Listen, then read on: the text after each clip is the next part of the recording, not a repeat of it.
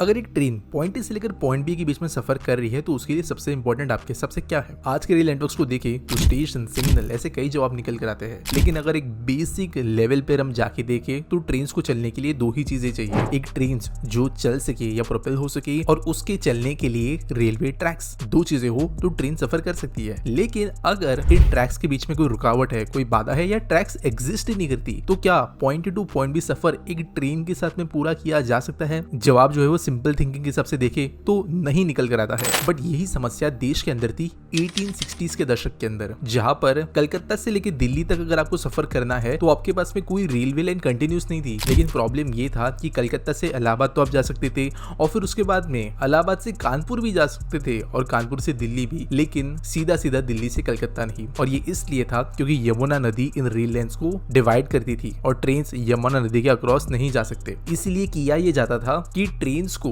दिल्ली से चलाया जाता था इलाहाबाद तक, जो आज का प्रयागराज है, जिसके बाद इन ट्रेन को जो है बोट्स में ट्रांसफर किया जाता और ये तैरते हुए रेलवे कोच इस नदी के दूसरे किनारे जाते, फिर से रेल लाइंस पर लगाए जाते और आगे भेज दिए जाते कलकत्ता तक। आज के जमाने में हमें देश के अंदर कहीं ऐसा सिस्टम देखने नहीं मिलेगा जब पर रेलवे कोचेस को लिटरली हमें मोड ऑफ ट्रांसपोर्टेशन चेंज करते हुए एक्सपीरियंस करने को मिले। देश के अलावा दुनिया के अंदर कुछ जगहों पे अभी भी ये काम होता है काफी मॉडर्न तरीकों से, लेकिन देश के अंदर ये यूनिक बात है, स्पेशली एक पैसेंजर हेवी रूट के ऊपर। लेकिन ये हमारे देश के अंदर एक जमाने में होता था और दुनिया की कुछ चुनिंदा जगहों में से ये एक जगह थी। अब ये पूरा सिस्टम क्या था इसी के बारे में आज हम जानेंगे। तो देखो, 15 अगस्त 1864 को हावड़ा से लेकर हुगली तक लाइन खुल गई थी, जिसके कुछ समय पहले ही 3 मार्च 1859 को इलाहाबाद से लेकर कानपुर तक की भी लाइन खुली थी, जो 180 किलोमीटर लंबी थी। इसके बाद में new Delhi junction railway station, जो चांदनी चौक के पास में है, वो अगस्त 1 1864 को खुल गया था। और 1866 आते आते और ये जो सारे सेक्शंस थे ये ईस्ट इंडियन रेल कंपनी ने बनाए थे। और इसके कुछ समय बाद ही दिल्ली से कानपुर, कानपुर से इलाहाबाद,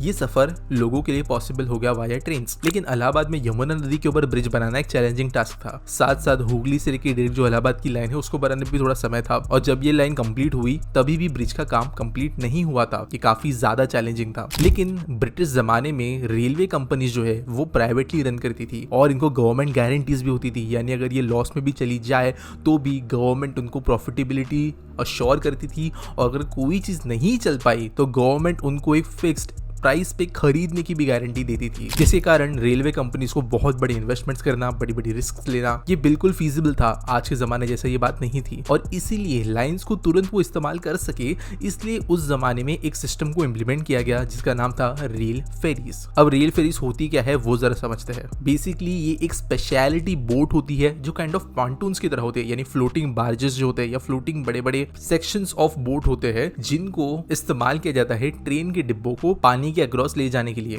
बेसिकली ट्रेन के जो बोगीज है, अगर वो पैसेंजर बोगीज है तो उनको खाली करा के लोड किया जाता है इन फेरीज के अंदर, जो अगले किनारे जाते हैं और उसके बाद में इनको जो है ऑफलोड किया जाता है। इसकी वजह से होता यह था कि अगर कोई नदी बीच में आती है किसी ट्रांसपोर्टेशन मीडियम के ट्रेन के हिसाब से, तो ऑब्वियसली वहां पर ये जो कड़ी है उसको जोड़ा जा सकता है और ट्रेन जो है आगे बढ़ सकती है अपने अगले डेस्टिनेशन तक। हिस्टोरिकली ये बहुत ज्यादा इंपॉर्टेंट रही है क्योंकि कई बार ये जो रेल फेरीज होती थी ये ब्रिजेस, टनल्स, इन जैसे अलग अलग महंगे कंस्ट्रक्शन मेथड्स के बदले सस्ता ऑप्शन निकल कर आती और टाइम भी बचाती। और भारत के अंदर ये इंप्लीमेंट किया गया था प्रयागराज में या पुराने इलाहाबाद में। अब वैसे ये रेल फेरीज दो प्रकार की होती है। एक होती है रोल ऑन रोल ऑफ फेरी, जैसे नाम से आपको समझ में आ रहा होगा, ये बेसिकली एक फिक्स्ड प्लेटफॉर्म पे ट्रेन को ले जाती, जिसके बाद में एक बोट आकर अपने तरफ से चीजों को एक्सटेंड करती और फिर वहां पे जो है ट्रेन इन बोट्स के ऊपर चढ़ पाती। सेम चीज जो है दूसरी तरफ में आपको देखने मिलती। आज की डेट में roll on roll of services देश के अंदर कई जगहों पे चलती है, बड़ी बड़ी फेरीज चलती है जहां पर आपको गाड़ियां रोल ऑन रोल ऑफ होते हुए नजर आएगी। लेकिन ये ट्रेन के लिए भी एक जमाने में होता था। लेकिन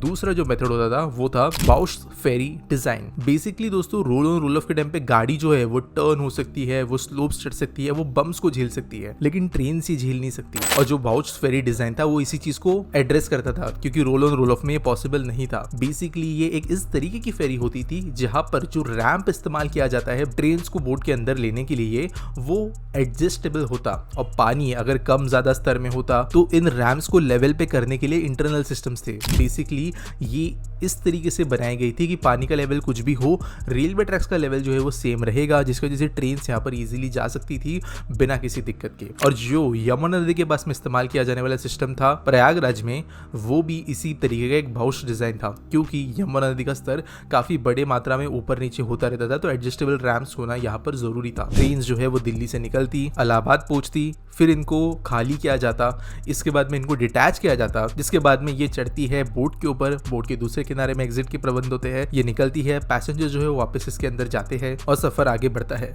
लेकिन ये ज्यादा समय तक नहीं रहा। ये जो फेरीज थी ये भारत के रेल इतिहास का एक बहुत छोटा हिस्सा थे, क्योंकि 1864 में new Delhi junction railway station शुरू होने के कुछ साल बाद ही, यानी 1866 2 साल बाद ही ये फेरी सिस्टम बंद हो गया, क्योंकि यमुना के ऊपर बन रहा ब्रिज रेडी हो गया था। ऑब्वियसली जो फेरी सिस्टम है ये एक बड़ा इनकन्वीनियंस थी, पैसेंजर्स को डी बोर्ड करना पड़ता, फिर उनको खुद से नदी क्रॉस करनी पड़ती छोटे बोट्स के ऊपर, फिर वापस एम्बार्क करना पड़ता। तो ऑब्वियसली ब्रिज एक मच मोर कन्वीनियंट ऑप्शन था। और दिल्ली से लेके हावड़ा तक 1530 किलोमीटर की जो जर्नी थी वो ईस्ट इंडियन रेल कंपनी लोगों को करवाती बिना किसी फेरी के। और ये एक छोटा सा हिस्सा था हमारे देश के रेल इतिहास का, एक इंटरेस्टिंग पन्ने से। उम्मीद करता हूँ वीडियो आपको अच्छी लगी होगी। मुझे जरूर बताना कमेंट सेक्शन में, और सजेशन आप दे सकते हो टॉपिक के लिए। व्हाट्सएप चैनल को हमारे ज्वाइन कर सकते हो, ट्विटर को आप हमें फॉलो कर सकते हो।